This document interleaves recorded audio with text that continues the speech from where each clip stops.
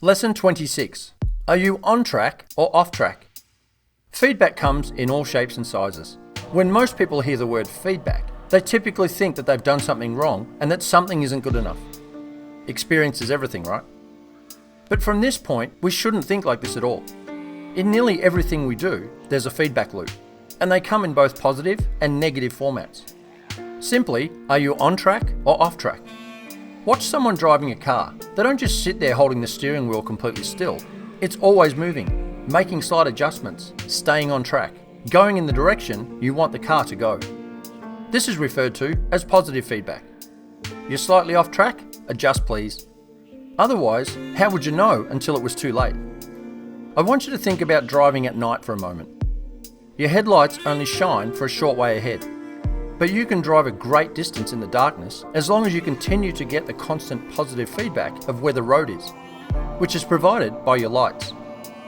But the secret to getting somewhere is the commitment to movement, to proceed forwards. Feedback in all forms is critical to your success.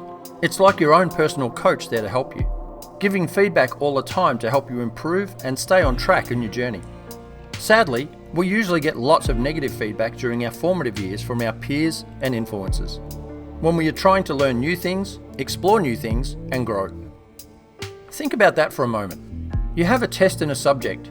You receive a grade against perfection of 100%. It's always focused on what you didn't get right. Maybe a test should focus on how many you got above zero, because typically in life, if you can succeed at just 51%, you'll be considered a huge success. Unless, of course, you're involved in those fields that require perfection, like the medical fields. We need to create a safe place to make errors without the threat of you being constantly reminded of an error you once made when you were learning. But here's the thing to remember. You always want to fail fast, learn from it, and get better. This is the ideal feedback loop. Please remember this quote: progress over perfection. I'm comfortable with the addiction of imperfect action. The light bulb only worked after 10,000 feedback loops of how to not make it work. Try, fail, learn. Try, fail, learn.